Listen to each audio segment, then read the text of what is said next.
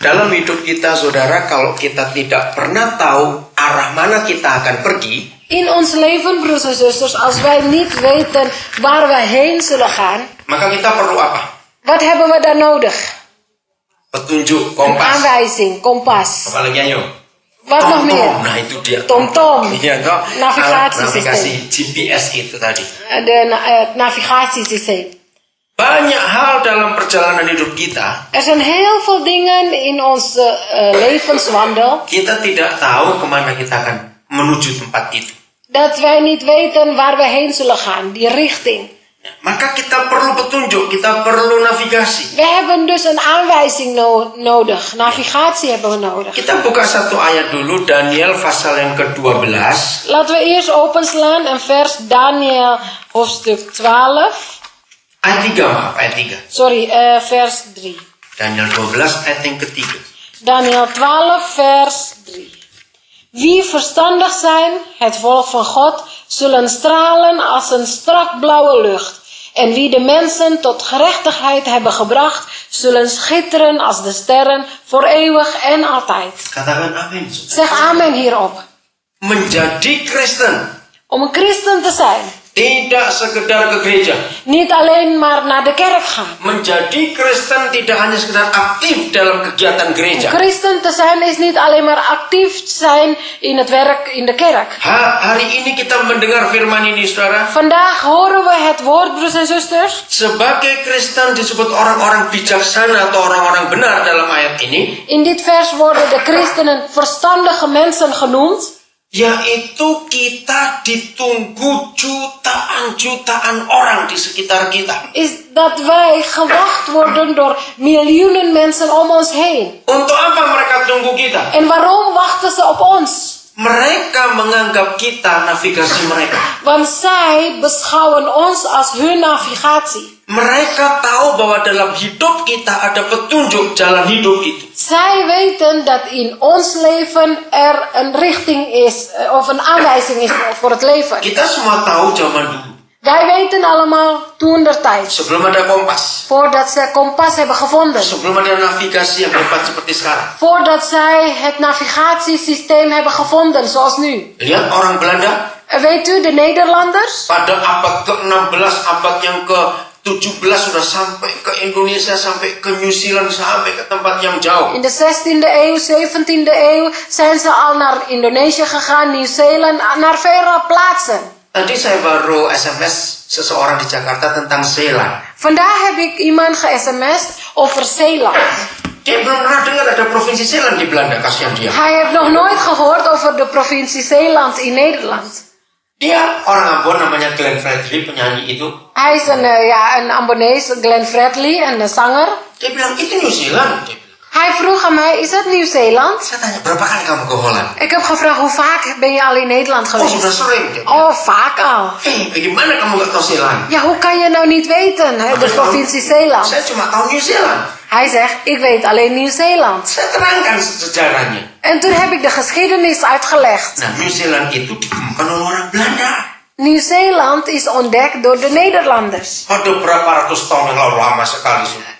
Honderden jaren geleden, heel lang geleden. Ketika orang Belanda pertama kali lihat pulau-pulau itu seperti provinsi Zeeland. Toen de Nederlanders die eilanden zagen, het leek op provincie Zeeland. Langsung beri nama New Zealand. En daarom hebben ze genoemd Nieuw-Zeeland. Nah, sama seperti New York. Siapa pernah tahu sejarahnya enggak? En hetzelfde als New York. Kent u de geschiedenis? Belanda atau sejarah New York? Hoe kan dat nou? Mensen in Nederland kennen de geschiedenis van New York niet.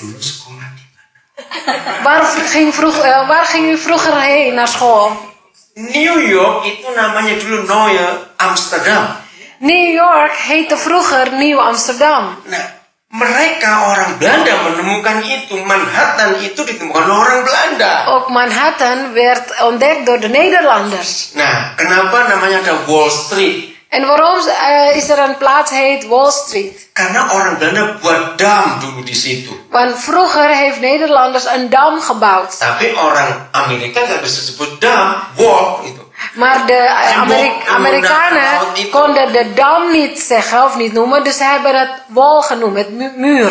Nah, jadi Wall Street, New Amsterdam akhirnya dijual kepada Inggris oleh Belanda. En- Murah sekali, cuma berapa gulden tahun itu. En toen de tijd heeft Nederland Nieuw-Amsterdam verkocht aan de Engelsen. Heel goedkoop op dat moment. Murah sekali. Heel goedkoop. Kalau zaman sekarang semua bisa beli itu semua. Murah sekali. Stel als het nu zou gebeuren, dan zou u allen die Nieuw-Amsterdam kunnen kopen. Akhirnya diganti New York karena ada daerah York di Inggris. En toen hebben ze het veranderd in New York door de Engelsen. Dulunya New Amsterdam. Terwijl het vroeger Nieuw-Amsterdam Ya, jadi was. orang Belanda hebat dulu, saudara. Dus vroeger, de Nederlanders waren geweldig. Dengan alat-alat sederhana. Met eenvoudige middelen Masuk sampai ke jauh-jauh sana. konden ze toch verre plekken bereiken. Pakai apa navigasinya, siapa tahu? En wat was hun navigatiesysteem? Wie weet dat? Iya.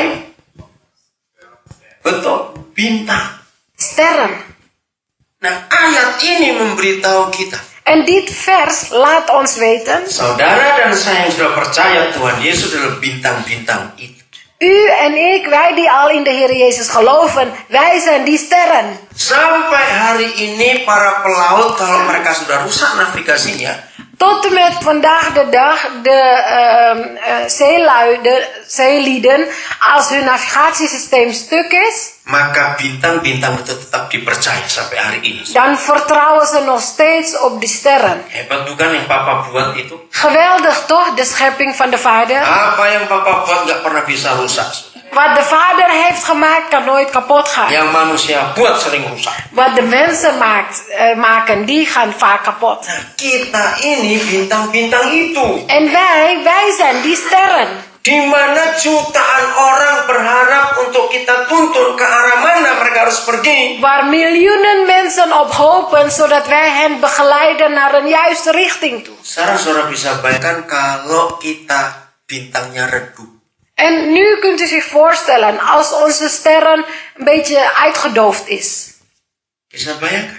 Kunt u dat voorstellen? Jutaan orang itu akan tersesat. Miljoenen mensen zullen dan verdwaald zijn. Maka itu kita harus sadar menjadi Kristen tidak boleh hanya untuk diri sendiri. En daarom moeten we beseffen dat wij niet alleen christenen zijn geworden voor onszelf. Karena Tuhan mau kita jadi bintang-bintang itu. Want de Heere wil dat wij die sterren zullen zijn. Dalam perjalanan kami ke Borderai tadi, Onderweg naar die boerderij zo net. Pak Polcok ditelepon oleh seorang yang saya nggak kenal, namanya mevrouw Nona Risakota. Broer Paultje ook werd gebeld door een mevrouw die ik niet kende, maar de naam is mevrouw Nona Risakota. Nah, Nona itu kan gadis. Ini Nona is toch een meisje, maar ja, nu is het een mevrouw. orang Ambon sering aneh-aneh.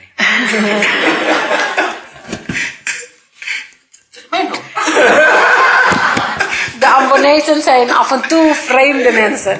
Nona, oke. De naam is Nona. Dia telepon tanya pada Pak Polcok kapan saya bisa ke Zeeland lagi. Zij heeft gebeld, gevraagd aan Papa Paultje ook wanneer ik weer naar Zeeland zal gaan. Lalu Pak Polcok tanya kenapa? En toen heeft Papa Paultje ook gevraagd, wat is er aan de hand? Kami berharap Pak Daniel bisa datang ke Zeeland nanti Natal tanggal 11 Desember. Wij hopen dat broer Daniel straks in december naar Zeeland zal gaan, 11 december. Terus Pak Polcok tanya kenapa? En broer Paultje ook vroeg, waarom? Nah, Jumat minggu yang lalu, saudara. Blijkbaar Tanggal 15 afgelopen ya. vrijdag, de 15e ongeveer, Kami diundang ada anak kecil umur 15 tahun ulang tahun. werden we uitgenodigd bij een verjaardagfeest van een kind, 15 jaar oud. Keluarga ini kami kenal baik. Dit gezin kennen we heel goed. Nah, tapi pesennya jangan khotbah, jangan ada acara rohani. Loh, saya tanya suruh apa? Maar de boodschap was, ik mocht niet preken, er moest niks godsdienstig, geestelijk uitgevoerd worden. Dia bilang karena saya undang beberapa orang Islam, jadi termasuk acara lebaran. Ze hebben gezegd, saya bilang. ja, omdat wij ook een aantal moslimsvrienden hebben uitgenodigd om samen Lebaran te vieren. Saya pertama agak kecewa. In het begin was ik een beetje teleurgesteld. Aduh, jauh-jauh ke Zeeland 2 jam pulang, sekali jalan 2 jam, nggak khotbah ngapain, cuma makan, saya bilang Ik begitu. dacht bij mezelf, ja, ik moet zo ver reizen, 2 uur heen, 2 uur terug. En ik hoef daar niet te preken. Ja, wat moet ik daar? Tapi tahunnya sudah telat, nggak bisa batal dong. Ja, maar ik kan niet meer annuleren, want ik wist het te laat. Jadi betul-betul tidak khotbah. Dus het is zo, ik heb niet gepredikt. Jadi si papa dari anak itu memberitahu, dia orang Belanda. En de vader van dat kind die jarig was, het is een Nederlandse man, heeft mij laten weten. Nah, sebelum makan, dia bilang, Voordat we gaan eten, ada zegt teman hij, kami dari Indonesia ingin ngomong sesuatu. wil een vriend van Indonesië iets zeggen. Ada yang pakai kerudung, ada hajah sebabnya. Itu orang Makassar asli, saudara. En dat zijn mensen die uit Makassar komen, dus ze hebben allemaal hoofddoeken. Saya pikir mau ngomong apa ini? En toen dacht ik bij mezelf, ja, wat moet ik daar zeggen? Merokok juga yang lain itu. En daar zijn er mensen die roken. Pauline yang menerjemahkan saya. En Paulien heeft mij vertaald. Di situ saya bersyukur Roh Kudus gak pernah kekurangan cara. Daar heb ik de Heer zo gedankt. De Heilige Geest heeft altijd wel een uitweg. Dan juga anak-anak teman-teman yang ulang tahun diundang. Yang En- belasan tahun ramenya En minta ook ampun. zeg maar, de vrienden van de jarigen, dat zijn dus tieners, zijn uitgenodigd. Dus het was heel druk daar. Lalu Pak Poljuk punya hikmat. En broer Paultje ook heeft wijsheid. Sewa gedung itu gak pakai sound system. Hij heeft een zaal gehuurd zonder geluidsinstallatie. Dia bingung, apa? Dan kamu bisa ngomong? En Bisa, hij- saya bilang. Hij vroeg aan mij, Dan, kun je wel spreken? Ik zeg, ja, ik Saya kan bilang, wel. teriak saja. Ik zal wel een beetje schreeuwen. Ya tapi dan Pauline gimana? Maar Terjemahannya. hoe dan met Paulien die jou vertaalt? Terus saya bilang gimana? Gak ada sound systemnya. Ik heb gezegd, ja, we hebben geen geluidsinstallatie. Dia tanya pada yang punya gedung, ternyata untuk sound system bayar lagi 20 euro. En toen werd gevraagd aan degene die de zaal verhuurt. Het kost dus 20 euro extra om geluidsinstallatie te Pak Paulus gebruiken. ook yang bayar. Nou, Papa Paultje ook heeft dat betaald. Tapi cuma dikasih satu mikrofon. Maar wij kregen alleen maar 1 microfoon. Dus Ya udah sih bolak-balik begitu mikrofonnya. nou ja, die microfoon moeten we dus heen en weer geven. Saudara, saya nggak khotbah, saya nggak buka Alkitab, tidak. Broers en zusters, ik heb dus niet gepreekt, de Bijbel niet eens opengeslagen. Saya hanya cerita bagaimana hubungan orang tua dengan anak. Ik heb alleen verteld de relatie tussen de ouders en de kinderen. Kenapa ada anak kurang ajar pada orang? Waarom zijn er kinderen die onbeschoft zijn tegenover de ouders? Jelas semuanya firman yang saya sampaikan. Vanzelfsprekend zeg ik alleen maar Gods woord. Tapi saya nggak menyebut di pasal ini, ayat ini tidak. Maar ik heb niet opgenoemd in welk vers, welk gedeelte van de Bijbel, nee. Nah, ternyata apa yang saya sampaikan sebentar, saudara, dengan terjemahan itu saya lihat, saya rekam itu cuma 23 menit. En het was heel kort, met vertaling erbij. Het was maar 23 minuten, want ik heb opgenomen. Jadi kira-kira ngomong cuma 11 menit lebih. Dus ik heb maar 11 minuten gesproken. Tapi Roh Kudus bekerja luar biasa. Maar de Heilige Geest werkt buitengewoon. Nah, 3 keluarga Islam itu saling cerita dengan teman-temannya. Dus 3 moslimsgezinnen hebben met elkaar gesproken. Sampai kepada Ibu Nona Risakota tadi. Tot aan de mevrouw Nona Risakota die zo net belde. Nah, rupanya kalau saya dengar dari cerita, dari telepon, rupanya dia itu pemimpin di antara orang-orang Indonesia di sana. Dus als ik zeg maar het verhaal goed begrijp, is zij een beetje de leidster van die Indonesische groep. Jadi dia minta saya datang lagi karena orang-orang Islam ingin dengar nanti kalau Natal. Dus zij heeft mij gevraagd om te komen met kerst, omdat deze moslimsgezinnen weer naar het bericht zouden luisteren. Karena mereka belum pernah tahu salahnya orang tua kepada anak. Want zij hebben nooit geweten de schuld van de ouders tegenover de kinderen. Nah, saudara, saya bilang, Pingwi, saya bilang, saya akan bisa datang.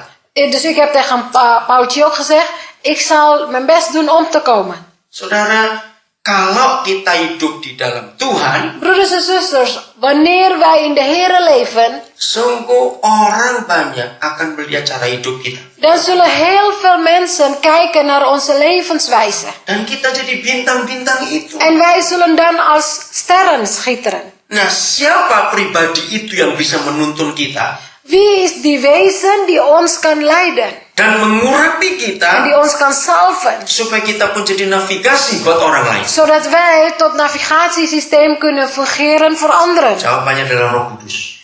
Het antwoord is de Heilige Geest. Kalau Roh Kudus tinggal dalam kita Als de Heilige Geest in ons woont dan kita dipimpin oleh Dia, en wij worden geleid door Hem, maka terang itu percaya atas hidup kita. dan zal het licht stralen via ons leven. Nanti di rumah renungkan lagi Daniel 12 ayat 3 ini, saudara, hebat sekali. Laten we Daniel 12 vers 3 nog een keer over nadenken thuis. Coba tanya, jujur pada diri kita masing-masing. En laten we onszelf de vraag stellen, heel eerlijk en oprecht. Bagi yang masih kerja di kantor, Zij die nog op werk werken, berapa banyak teman-teman kantor saudara selalu minta nasihat kepada saudara? hoe vaak vragen de collega's adviezen van u? Karena mereka tahu saudara adalah bintang Omdat zij weten dat u de ster bent. yang sudah pensiun, Zij die al gepensioneerd zijn. yang masih punya teman-teman untuk kontak. Of zij die nog steeds vrienden hebben. Sama berapa banyak teman-teman saudara yang tanya sesuatu kepada saudara tentang Hoe kehidupan. vaak vragen de vrienden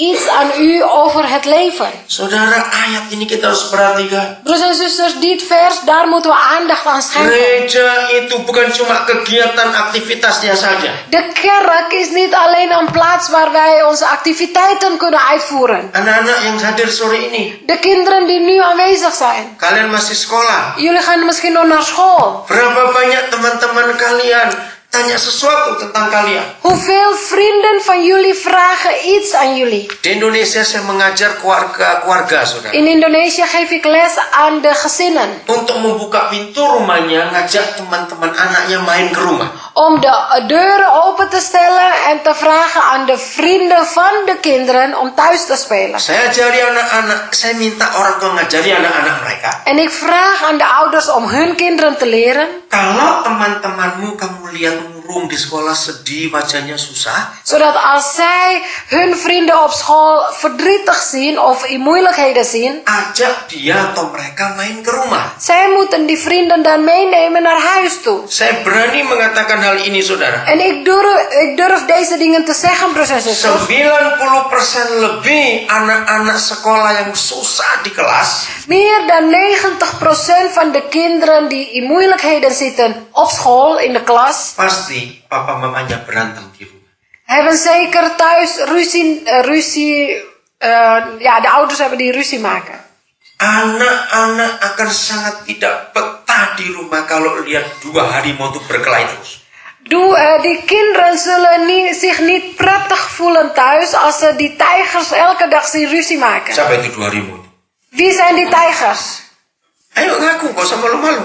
Ja, geef toe, u hoeft niet verlegen te zijn. Maka itu kalau kita rajin bertengkar, anak-anak kita jadi korban. En daarom als we ijverig zijn in het ruzie maken, dan zijn de slachtoffers onze kinderen. Nah, kalau rumah tangga kita baik, En wanneer onze gezinnen goed zijn, harmonis, in harmonie leven met maka elkaar, teman anak-anak itu kan betah di rumah kita. dan zullen de vrienden van onze kinderen zich thuis voelen bij ons thuis. Karena anak-anak cuma cari keharmonisan papa mama. Omdat die kinderen zoeken alleen maar naar een harmonie van het gezin. Betul tidak, saudara? Waar of niet, broers en Bukan zusters? barang-barang yang mahal, makanan yang enak, tidak. Ze zoeken niet dure spullen of lekker eten, nee. Tapi suasana surga dari papa mama. Ze zoeken dan de hemelse sfeer van de ouders. Nah, kalau sudah 2-3 kali temannya anak-anakmu main ke rumah, En als het 2 of 3 keren dat de vrienden van uw kinderen thuiskomen om te spelen. lalu kamu sebagai orang tua, saya bilang, En ik heb gezegd, jullie dan als ouders, antar anak ini ke rumah,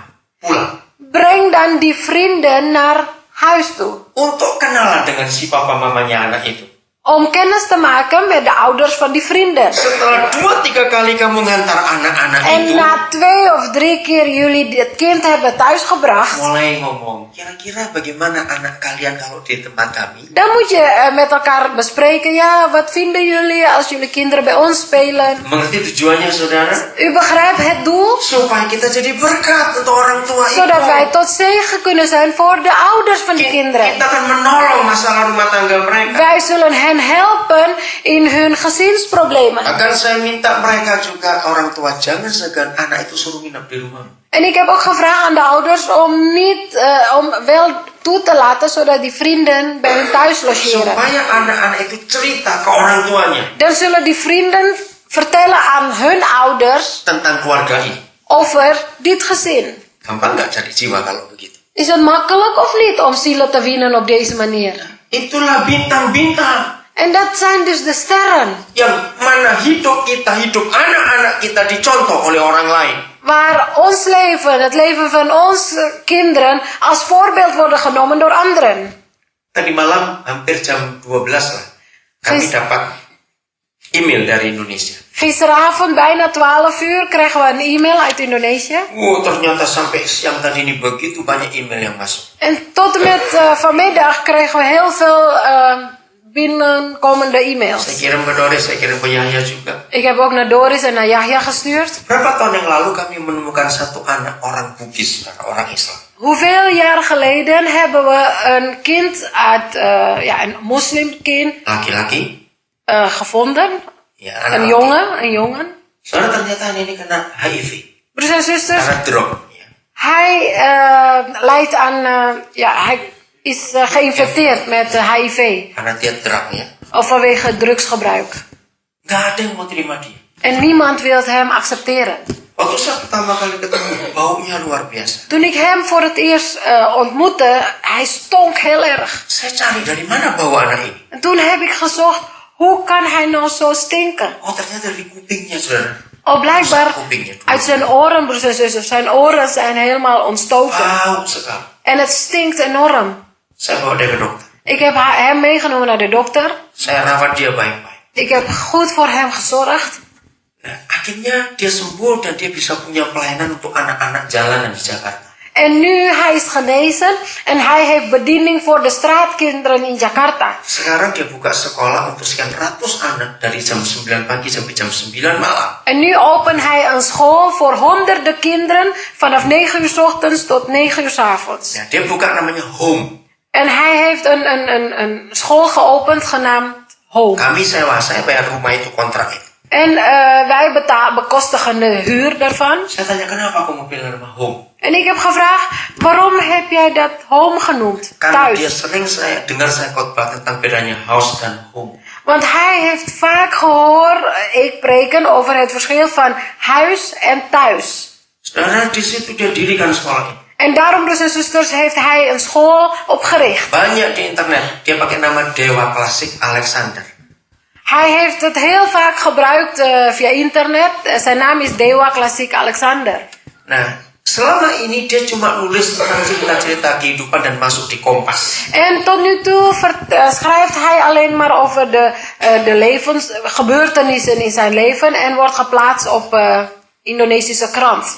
Nah, kemarin dia nulis tentang kami dua. Maar gisteren heeft hij iets geschreven over ons beiden. Saya sampai kaget. En ik was geschrokken. Nah, ternyata jawabannya luar biasa. En het antwoord was buitengewoon. Nah, lihat cara yang Tuhan tunjukkan. U ziet hier de wijze die de Heer laat zien. Kalau saya nggak tolong anak itu, mati dia sudah waktu itu. Als ik hem niet had geholpen toen, dan zou hij nu overleden zijn. Saya boleh bangga sekarang. Nu mag ik trots zijn. Saya punya bintang satu lagi. Ik heb nog 1 ster erbij. Dan dia sudah nonton banyak orang. En hij heeft heel veel mensen begeleid. Mari dalam hidup kita, saudara, sebagai Kristen, kita punya arti seperti itu. Dus kom, laten wij in ons leven als christenen, laten we zo'n betekenis hebben. Ya, berapa hari yang lalu saya terima SMS. Een aantal dagen geleden heb ik een sms ontvangen. Dari pengalaman seorang psikiater Kristen. Een ervaring van een christelijke psychiater. Datang kepada psikiater itu suatu hari seorang janda kaya raya. En er was een rijke weduwe die kwam naar deze psychiater. Tapi hidupnya sangat-sangat pahit. Maar haar leven is erg verbitterd. Uangnya banyak.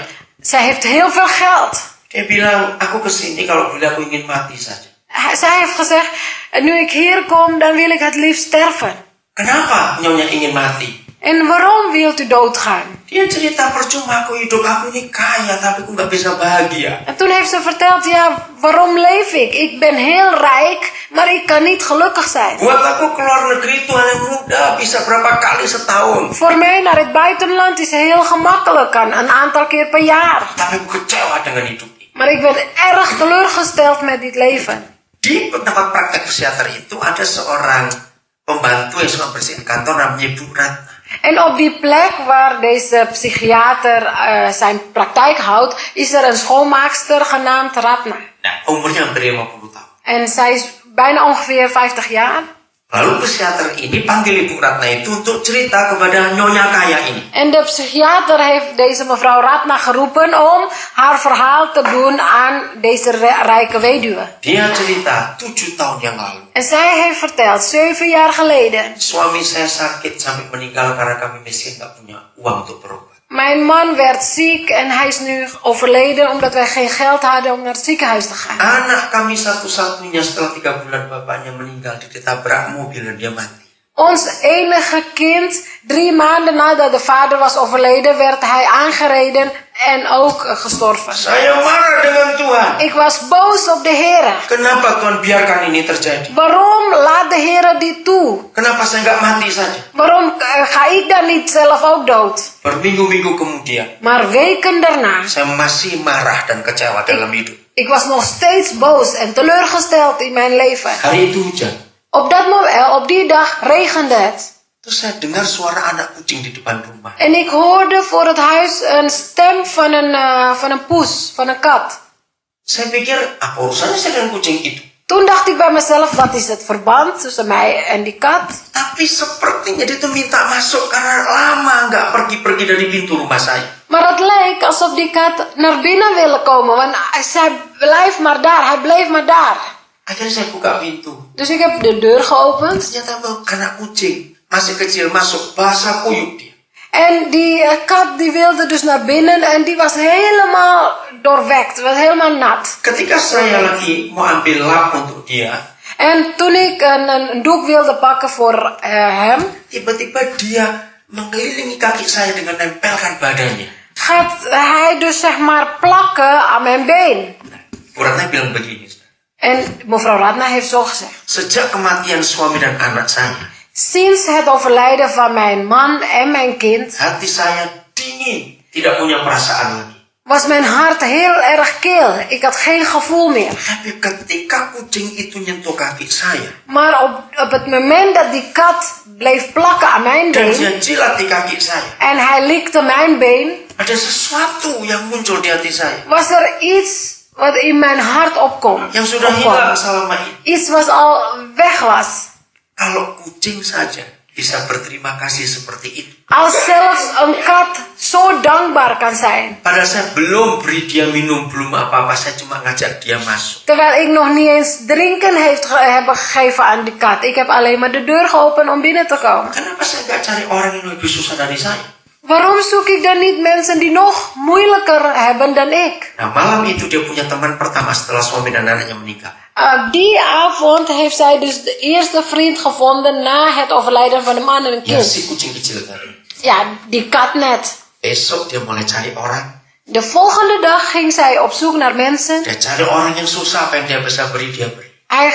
Zij ging op zoek naar mensen die het moeilijk hebben, zodat zij hen kon helpen. Dia cerita, sejak hari itu hidup saya berubah. En zij vertelt, sinds die dag was mijn leven veranderd. Saya nggak ingin mati lagi. Ik wilde niet meer doodgaan. Saya ingin hidup sepanjang-panjangnya umur saya. Maar ik wil juist leven zo lang mogelijk. Ternyata nggak perlu punya apa-apa untuk nolong orang. Blijkbaar is het niet nodig om iets te bezitten om anderen te helpen. Hanya buka hati, buka tangan saja. We hoeven slechts onze handen te openen en ons hart te openen. Setelah Nyonya Kaya ini dengar kesaksian Ibu Ratna, Nadat deze rijke weduwe de getuigenis van zuster Ratna gehoord had, dia mau bareng dengan Nyonya Ratna untuk melayani orang-orang. wilde ze samen met Ratna andere mensen bedienen. Dia nggak perlu kasih obat penenang apapun juga oleh psikiater itu. De psychiater hoeft haar dus geen middelen of medicijnen te geven om te rusten. Ternyata kalau jadi bintang, saudara, Maar blijkbaar, broers en zusters, wanneer wij sterren zijn dan orang bisa tertuntun dalam hidupnya, en mensen kunnen dus geleid worden door haar leven, hidup itu punya arti yang luar biasa. dan heeft het leven een buitengewone betekenis. Hanya orang pelit yang nggak suka cerita ini. Alleen mensen die gierig zijn, houden niet van dit verhaal. Betul tidak? Waar of niet? Kalau orang pelit, ngapain kalau begituan? Want mensen die gierig zijn denken, ja, waarom moet ik daar naar luisteren? Nah, mari kita lihat contoh lain bagaimana Roh Kudus. Maar laten we kijken naar een ander voorbeeld van de Heilige Geest. Yohanes 16 ayat 13. Johannes 16 vers 13. Nah, Roh Kudus harus jadi penolong kita dulu, navigasi hidup kita dulu. De Heilige Geest moet eerst een helper worden in ons leven, of het navigatiesysteem worden. Baru kita akan jadi navigasi buat orang lain. En dan pas kunnen wij navigatiesysteem worden voor anderen. Tadi saya pakai TomTom, Vandaag heb ik TomTom gebruikt. tapi TomTomnya itu negara Prancis. Maar de TomTom is van Frankrijk. Nah ternyata baru dipinjam oleh Randy, anak Pak Poljo yang menikah itu waktu dia ke Frankrijk. Blijkbaar heeft Randy, de zoon van Papa Tjok, dat geleend toen hij naar Frankrijk ging. Saya coba cari mana Belandanya ini, gak ketemu-ketemu. Ik probeerde te zoeken waar Nederland was en ik kon niet vinden. Nah kadang-kadang kita sudah jadi TomTom yang baik sudah. En af en toe zijn wij al een goede TomTom geworden, Cuma kita salah tempat. maar op verkeerde plaats. Ngerti contoh itu? Snapt u dit voorbeeld? Ayo kita jadi TomTom yang benar. Dus laten we wel de juiste TomTom hebben. Walaupun saya ketik semuanya ingat ketemu Belandanya itu Prancis. Ik heb van alles ingedrukt, maar ik kon Nederland niet vinden, want het was voor Frankrijk. Ya, saudara silakan baca Yohanes 16 ayat 13. Johannes 16 vers 13.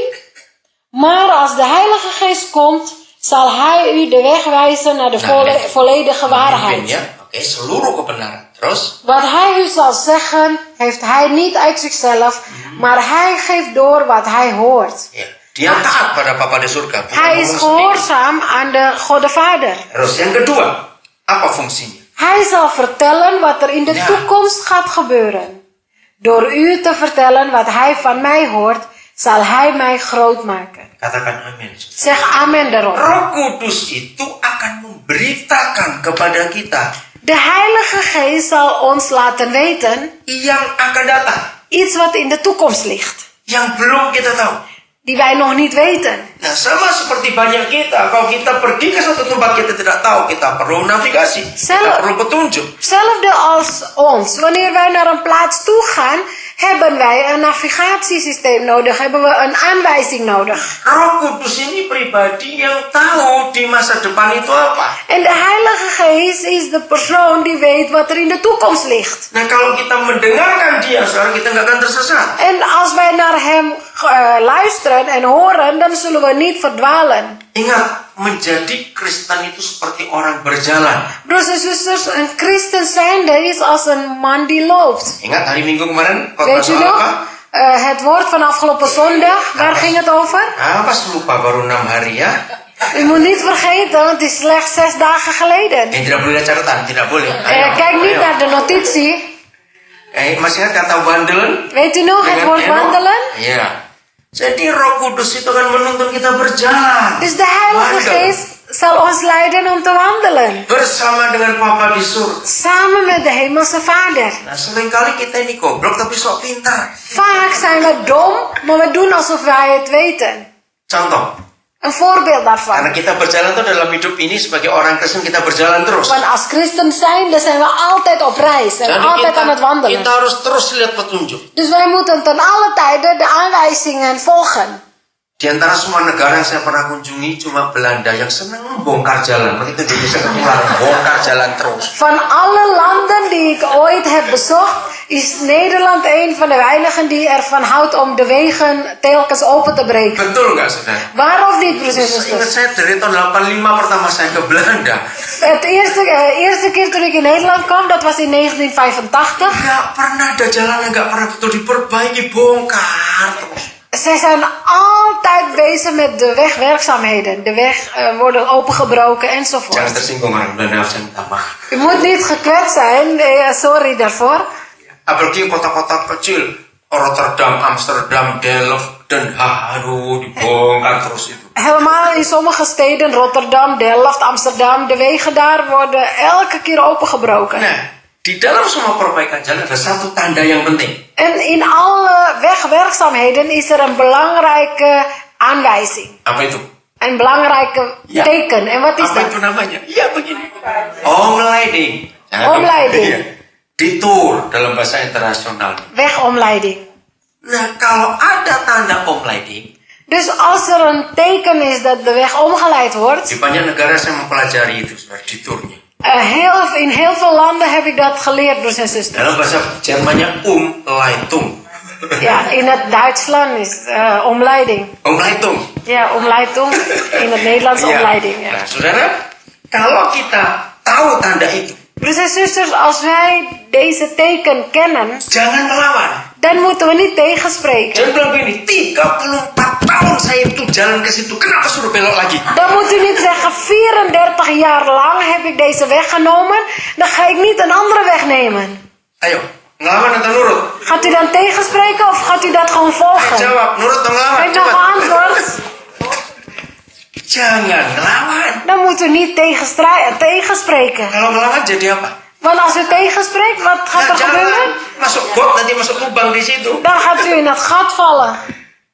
Nah, setelah omleiding ada satu kata lagi yang saya suka. En naast omleiding is er nog een weg, Ayo. is er nog een woord waar ik van hou. Saya tuh gak bisa nyetir mobil, sudah. Broers en zusters, ik kan niet de auto Karena besturen. dari dulu memang gak pernah pengen punya mobil. Want vanaf vroeger heb ik nooit een auto willen hebben. Karena saya ingin tetap naik kendaraan umum supaya saya menginjili banyak orang di kendaraan umum ini. Want ik wil graag met openbaar vervoer reizen, zodat ik anderen kan evangeliseren. Tapi saya suka jalan. Maar ik hou van wandelen. Makanya tuh orang nyetir banyak heran. Kamu tuh gak nyetir tapi kok bisa tahu jalan. Dus mensen, de chauffeurs, die zijn dan geschrokken. Ik kan niet sturen, maar ik ken wel de wegen. Nah, yuk, setelah omleiding ada satu kata. Naast omleiding is er ook nog een belangrijk woord. Biasa nyetir ini loh. Ya, itu dia volg. Volg. Betul nggak? Saya suka kata itu. Ikuti. Gewoon Follow dalam volgen. bahasa Inggris. Follow. Gewoon Ada nomornya volgen. bukan?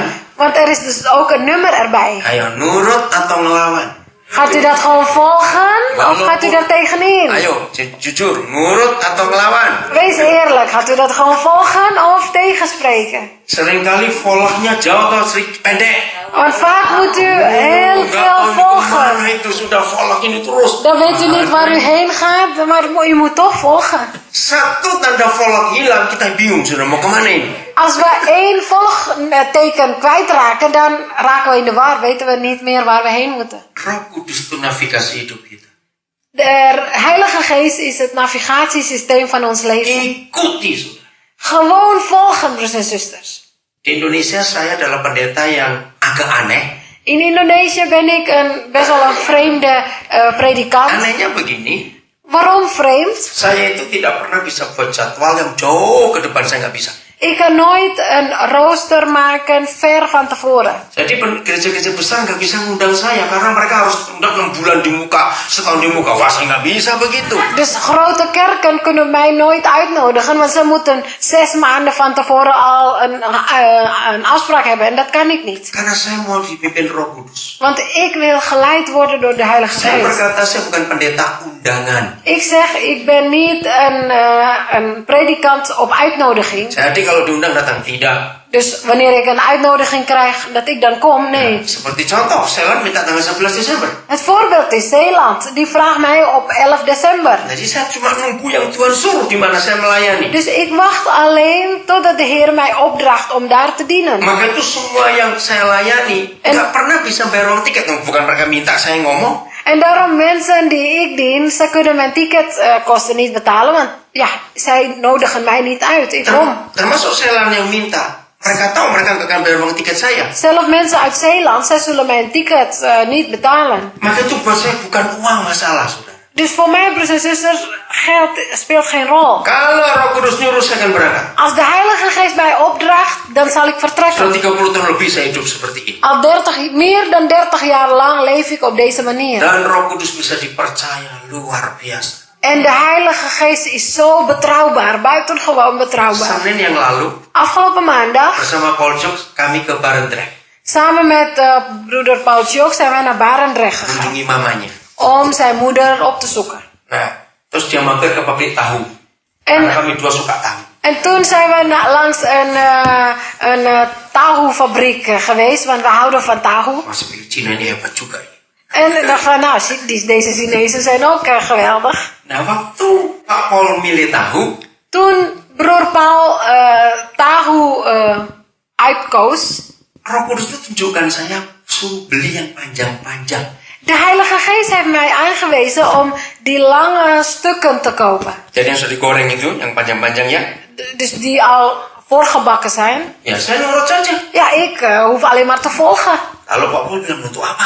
Dus broer Paultje ook vroeg, waarvoor? Ya nggak tahu, beli aja. Ja, ik zei, ja, ik weet het niet. Koop maar gewoon. Roh Kudus nggak nyuruh, nggak beritahu saya. Ja, de Heilige Geest zegt dat, dus koop maar gewoon. Saudara, kami sudah jalan pulang. Dus en zusters, we waren al onderweg naar huis. Terus istrinya Pak Paul Jok, Sustris telepon. En belde zuster ons op. Dari mana? Ja, waar komen jullie vandaan? Dari Barendrecht. Ja, van Barendrecht. Beli tahu nggak? Dia tanya. Hebben jullie tofu gekocht of niet? Sudah beli. Ja, we hebben al gekocht. Yang panjang beli nggak? Hebben jullie ook die langwerpige gekocht of niet? Pak Paul Jok kaget. En broer Paul was helemaal geschrokken. Bilang, tadi kamu sudah pesan Daniel. Dia bilang begitu. Heb je dan meegegeven? Heb je al eerder gevraagd aan Daniel dan? Bilang enggak. Nee, zei ze. Tanya kenapa? Waarom dan? Daniel nyuruh yang beli yang panjang-panjang itu. Ja, want Daniel heeft mij gevraagd om die langwerpige te kopen. Pak Paul itu belajar. Broers en zusters, broer Paul heeft veel geleerd. Masa tahu aja diurus Roh Kudus?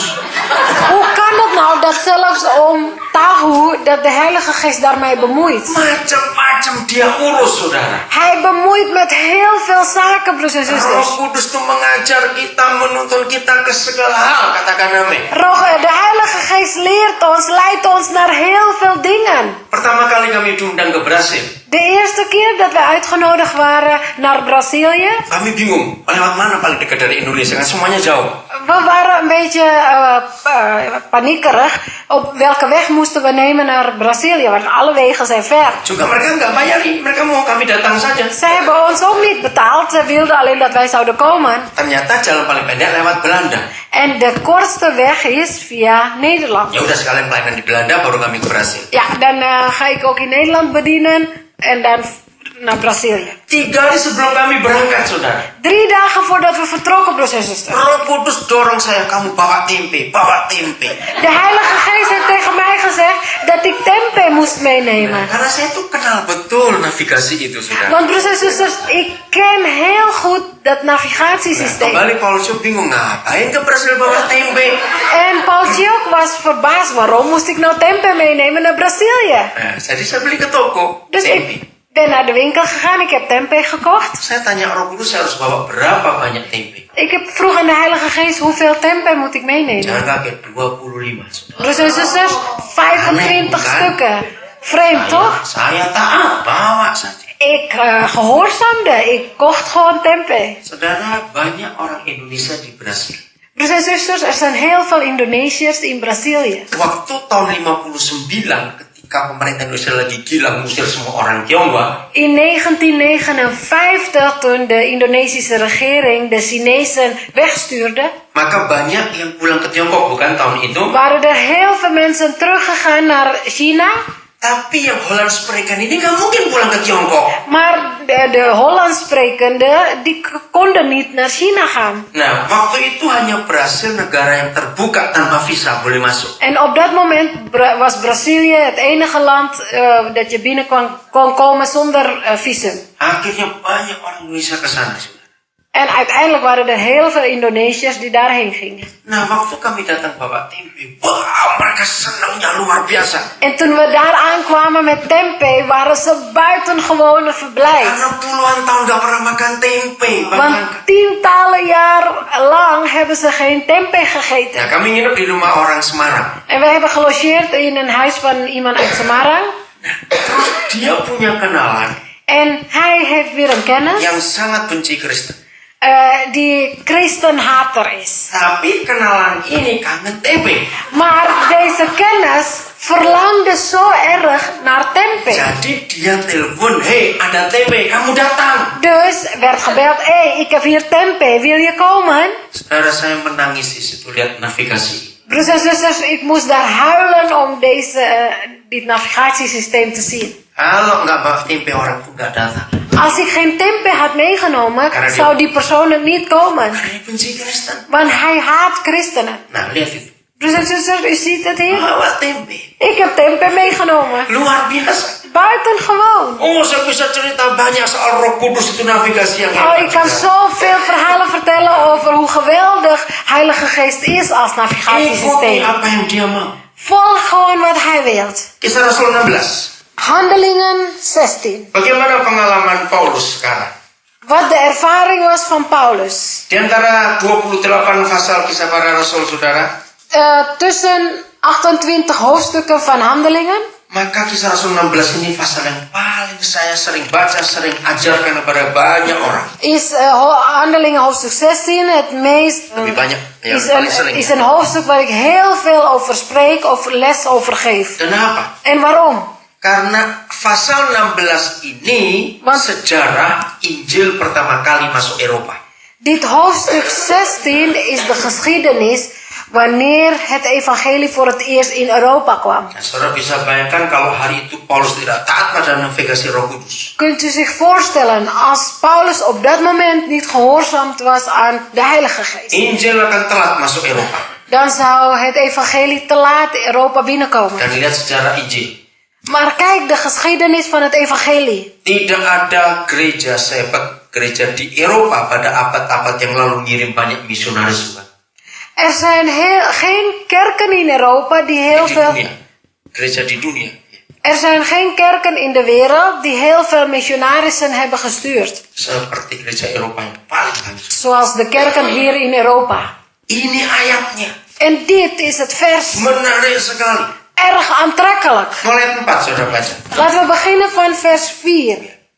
Op hun rondreis langs de verschillende steden lazen zij de christenen de besluiten voor van de apostelen en de leiders in Jeruzalem en zeiden er nadrukkelijk bij dat zij zich daaraan moesten houden. Nah, lihat. Jadi Paulus korbannya enak. Hanya nuruti perintah para penatua di Yerusalem. Dus Paulus, zijn preek was gemakkelijk. Hij hoefde alleen maar te volgen de aanwijzingen van de leiders in Jeruzalem. Dia nggak perlu repot-repot cari bahan khotbah apa. Hij hoefde zich niet druk te maken om stof te vinden voor het preken. Hasilnya lihat di ayat 5, saudara. Resultaat kunnen we lezen in vers 5. Daardoor werden de gemeenten in hun geloof versterkt en kwamen er dagelijks meer mensen bij. Hebat nggak? Geweldig toch? Firman luar biasa, jemaat bertambah terus. Gods woord is buitengewoon. De aantal van de gemeente neemt toe. Paulus saat itu hatinya masih di Asia untuk orang-orang Yahudi yang sebangsa dengan dia. Op dat moment was het hart van Paulus eigenlijk in Azië voor mede-Joden. Lihat ayat 6 sekarang. Maar laten we kijken vers 6. Ketika mereka satu tim masih di Asia. Toen zij nog in Azië waren. Zij reisden verder door het gebied van Frigië en Galatië. Ya, sudah sampai sana, terus? Omdat de Heilige Geest hun niet had toegestaan naar Azië te gaan. En Roh daarom, Kudus mencegahnya.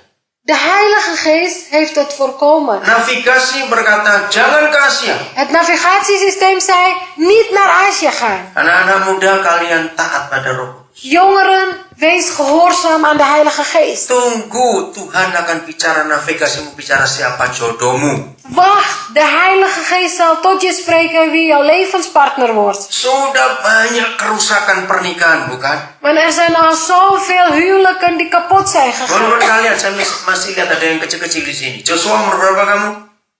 14. Joshua is 14 jaar Yang jong. di sana umur berapa? Oh, Joshua juga. Satu yang Joshua yang mana? Yang besar yang kecil? Besar. Oh, yang besar, yang kecil? Ya, Joshua umur berapa? 16. Wih, tinggi 16. sekali kamu. Makan apa itu? Terjemahkan. Samen. Joshua is 16. Ja, je bent zo lang. Wat eet je dan elke dag? Makan apa? Tempe. Oh, tempe. Wow. Ada Belanda makan tempe. Hebat.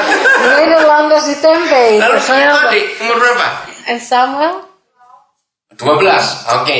Nah, 12. kalian yang masih belasan tahun ingat gitu. Zij die nog tieners zijn, denk daaraan. Jangan salah memilih siapa jodoh kalian.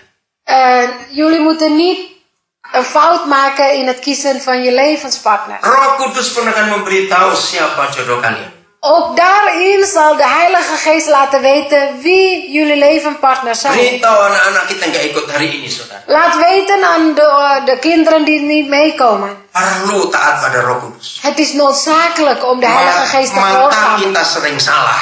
Onze ogen maken heel veel fouten. Kalau Roh Kudus yang milih gak pernah salah. Maar als de Heilige Geest kiest, dan zal het nooit fout zijn. Oke, lihat. Roh Kudus mencegah Paulus. Kijk, de Heilige Geest heeft Paulus tegengehouden. Paulus bingung. En Paulus was in de war. Kenapa tidak boleh ke Asia? Waarom mocht hij niet naar Azië? Nah, ada omleiding. Was een omleiding. Detour. Oke, ayat 7. Vers 7. Toen zij in Mysië kwamen, wilden zij doorreizen naar Bithynië. Ada kata mencoba nggak? Iya toh, bahasa Belanda. Oh, ini Dan bahasa setibanya di sehari-hari. Misia mereka mencoba masuk. Ada kata itu dalam bahasa Belanda? Ya. Oh, mencoba ya. Nah, saya tanya kepada saudara, kalau ada kata mencoba itu artinya Paulus sedang apa? Broers en zusters, als er een woord poging maken, Ya, Ya. mencoba itu artinya Paulus Proberen. sedang apa? wat was Paulus dan aan het doen? Iya, ragu-ragu. Dan was hij in twijfel eigenlijk. Karena dia bingung kenapa tidak boleh di Asia. Hij was in de war. Waarom mocht hij niet naar Azië? Tapi dia ngotot, tetap mau ke Bitinia. Maar hij sprak tegen en hij wilde toch naar Bithynië. Maka itu disebut mencoba masuk ke daerah Bitinia. En daarom staat geschreven, hij probeerde om Bithynië binnen te gaan. Nah, waktu kita ragu-ragu, kita boleh coba. Wanneer wij twijfelen, dan mogen we proberen. Tapi jangan ngotot. Maar wij moeten niet tegenspreken. Ketika dia coba, Want toen hij probeerde, siapa lagi yang datang? Coba lihat ayat berikut. kijk naar het volgende vers. Wie kwam daarna? Maar de geest van Jezus hield hen tegen. Nah, saya coba belajar. Kenapa tadinya Roh Kudus, sekarang Roh Yesus? Ik probeer te leren. Eerst spraken ze over de Heilige Geest en nu over de Geest van Jezus. Betul nggak, saudara? Waar of niet, broers en zusters? Ternyata Roh Kudus jawab. Roh Kudus menjawab Oh, untuk saya. de Heilige Geest heeft mij antwoord gegeven. Roh Kudus bilang gini. De Heilige Paulus Geest zei, dengan saya itu masih berani kurang ajar. Paulus tegenover mij kan hij nog in opstand Dengan komen Roh Kudus. met de Heilige Geest. Nah, tapi dengan Roh Yesus dia mikir. Maar met de Geest van Jezus moet hij 2 keer nadenken. Harus taat. Hij moest gehoorzamen. Saudara, kalau Roh Kudus memimpin sebagai navigasi itu hebat. Broeders en sekali. zusters, als de Heilige Geest ons leidt als navigatiesysteem, dan is het geweldig. Tapi dia masih belum yakin. Maar hij was nog niet overtuigd. Ingat ayat 8. Kijk naar vers 8. Daarom trokken zij door Mysië in de richting van de westkust en kwamen in de havenstad Troas. Jadi Paulus masih ngotot, jalan terus. Dus Paulus die sprak tegen en die ging maar doorreizen. Sampai ke pelabuhan Troas itu. Tot aan de havenstad Troas. Ya, di dalam bahasa Indonesia nggak ada haven ya. Oke, 9, lihat itu. Vers 9. Daar kreeg Paulus 's nachts een visioen. Hij zag een Macedonische man staan die hem dringend vroeg: steek over naar Macedonië om ons te helpen. Saudara, ini hal yang luar biasa. Broeders en zusters, dit is een buitengewone zaak. Kalau ada omleiding dalam hidup kita. Als er een omleiding is in ons leven. Ingat semua, tieners di sini, anak-anak muda, kalian harus De belajar. jongeren, de tieners, leer hiervan. Kalau kita masih ragu-ragu, Wanneer wij nog twijfelen, kita boleh coba. dan mogen we proberen. Tapi sudah malam, Maar als het al donker is, harus berhenti sebentar. dan moeten we even stoppen. Nah, kata malam ini penting buat kita. Kata malam ya, ada kata malam buat kita. S'nachts. Iya. Het woord in de avond, dat is belangrijk Ayat voor ons. 9 itu udah. Pada malam harinya. Ada kata In de avonduren. banyak kali kita mengalami malam dalam hidup. Heel vaak ervaren we de avonden in ons leven. Bisa siang hari itu, saudara. En het kan misschien ook gewoon midden op de dag zijn. Tapi jadi malam saat itu. Maar op dat moment wordt het een avond. Ketika banyak masalah yang kita hadapi. Wanneer wij voor de problemen staan, Kita nggak bisa kemana-mana. dan kunnen we nergens meer heen. Ini penting, diamlah di situ. Dan is het belangrijk om daar stil te zijn. Yang penting di sini. En hier, heel belangrijk, Malam itu Paulus tidur atau tidak? is op die avond, op die in de nacht, sliep Paulus of niet? Ayo, dari mana saudara tahu nih? Hoe weet u dat? Iya, kalau tidur bermimpi dong. Ja, als hij slaapt, dan krijgt hij een droom. Ini dapat vision, dapat penglihatan. Hij kreeg een visioen, hij kreeg een zicht. Jadi dia lagi berunding dengan Roh Kudus. Suruh Dus- kemana? Hij was aan het onderhandelen met de Heilige Geest. Waar moest hij heen gaan? Anak-anak dengarkan ini. Kinderen, luister goed Roh Kudus hiernaar. bisa engkau ajak diskusi. Met de Heilige Geest kun je vragen om te discussiëren. Kita pun bisa diskusi dengan Roh Kudus. Ook wij kunnen een discussie voeren met de Heilige Geest. Semua pelayanan saya diskusikan dengan Roh Kudus. Al mijn bedieningen discussieer ik eerst met de Heilige Geest. Makedonia. Macedonia. Kalau saudara lihat peta, itu perbatasan antara Turki dengan Yugoslavia. Dan itu perbatasan Asia dengan Eropa. En dat is dus de grens tussen Turkije en Europa. Ya. Ini negara Eropa pertama, kota pertama di Eropa, Makedonia. Macedonië is het eerste land van Europa. Dari pakaiannya Paulus tahu itu orang Makedonia. En van hun klederdracht kon Paulus zien dat ze uit Macedonië kwamen. Panggil-panggil. En hij roept, menyeberang ke sini, tolong kami. steek over hierheen om ons te helpen. Mereka, orang-orang Makedonia, orang Eropa minta petunjuk dari Paulus. En zij, de Macedonische mensen, Europesen, die vroegen om hulp van Paulus. Karena Paulus jadi bintang buat mereka. Want Paulus was een ster voor hen. Saudara baca terus sampai selesai, menarik sekali kisah ini. Als u tot het eind leest, dat is het heel aantrekkelijk om te Maka lezen. Paulus ketemu Lydia pertama kali, masih ingat ya kisah En ini? daar kwam Paulus Lydia voor het eerst tegen. Dan Injil masuk ke Eropa. En het evangelie kwam Europa in. Eropa berubah karena Injil itu. Europa veranderde door het evangelie. Bayangkan, negara benua ini diubah oleh Injil karena ketaatan Paulus. Kunt u dat voorstellen? Dit continent werd veranderd door de getuigenis van Paulus. Walaupun sekarang sudah hancur seperti ini iman Kristen. Zelfs nu, wanneer het christelijk geloof al aan het wankelen is. Karena gereja membuang navigasi. Omdat de kerken hun navigatiesysteem weggooiden. Gereja menjadi alat negara, jadi politik, betul tidak? Kerken worden politieke plaatsen, worden het middel van het land, van de regering. Gereja tidak bisa tegas, tapi ikut arus dunia di Eropa ini. Hier, de kerken kunnen dus niet standvastig blijven, maar zij moeten meegaan met de richtingen van de wereld. Sehingga dosa masuk ke dalam gereja. Daarom komt de zonde de kerk in. Kasihan Tuhan. Jammer toch voor de Heer. Tapi Tuhan akan tetap kembali untuk Eropa. Maar de Heer zal wederkomen voor Europa. Maka itu mari kita semua jadi bintang-bintang.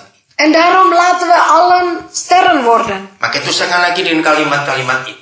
En daarom zeg ik nog een keer deze zinnen. Menjadi Kristen. Een christen zijnde. Itu ukurannya bukan berapa meter kalung salibmu. De maatstaf daarvan is niet hoe lang onze ketting met een kruis is. Makin panjang salib saudara, orang makin takut ketemu saudara. Hoe langer uw kruis is, hoe banger mensen worden van u. Tapi menjadi Kristen ukurannya adalah ini saudara. Maar om christen te zijn, dit zijn de maatstaven. Berapa banyak orang tiap hari minta petunjuk dalam hidupnya lewat saudara. Hoeveel mensen dagelijks om aanwijzingen vragen aan ons. Kalau saudara Kristen jarang ditanya orang tentang arti hidup, bagaimana hidup. Maaf, kita belum Kristen. Broers en zusters, als dagelijks geen mensen aan ons vragen de betekenis van het leven, de aanwijzingen voor het leven, dan zijn we nog geen christenen. Pokoknya kalau ada bintang yang bercahaya, Want als er een ster is die schittert, siapapun juga akan lihat bintang itu. wie dan ook zal naar die sterren kijken. Ayo kalau ada perampok, ada maling, sudah tersesat sekalipun, ikuti bintang itu. Zelfs de dieven, de rovers, zij die verdwaald zijn, wanneer ze die sterren zien, zullen ze volgen. Kalau kita jadi bintang-bintang itu saudara, En als wij die sterren zijn, broers en zusters, karena cahaya kemuliaan Tuhan terbit atas kita, omdat de straal van de Heer in ons is, maka orang akan cari bintang itu, ikut kita. dan zullen mensen die ster volgen en zij zullen ons volgen. Ayat terakhir, Zakaria pasal 8 ayat 23. Het laatste vers, Zacharia 28 vers 3. 23. Oh. 23? Ya, Zakaria 8:23 ayat ini bagus sekali. Zacharia 8 vers 23. De Heere van de hemelse legers zegt ook, in die tijd zullen 10 mannen uit 10 verschillende volken een Joodse man bij de mouw grijpen en zeggen, wij gaan met u mee, want wij hebben gehoord dat God met u is. Amin. Amen.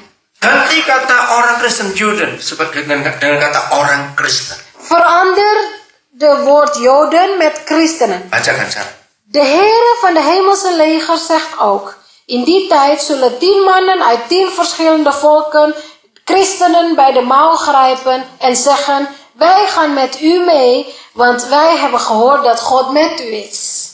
Luar biasa bukan? Buitengewoon toch? Misalnya kita sekarang ada 50 orang misalnya. Stel, wij zijn hier met z'n 50. Kalau kita semua jadi bintang yang benar. Als wij de juiste sterren worden. Ayat ini terjadi sebulan sekali. En dan vinden wij dit vers 1 keer per maand plaats. Berapa ratus orang ikut Yesus karena lihat hidup kita. Hoeveel mensen zullen dan Jezus volgen omdat zij naar ons leven kijken? Yang biasa hitung duit cepat berapa itu?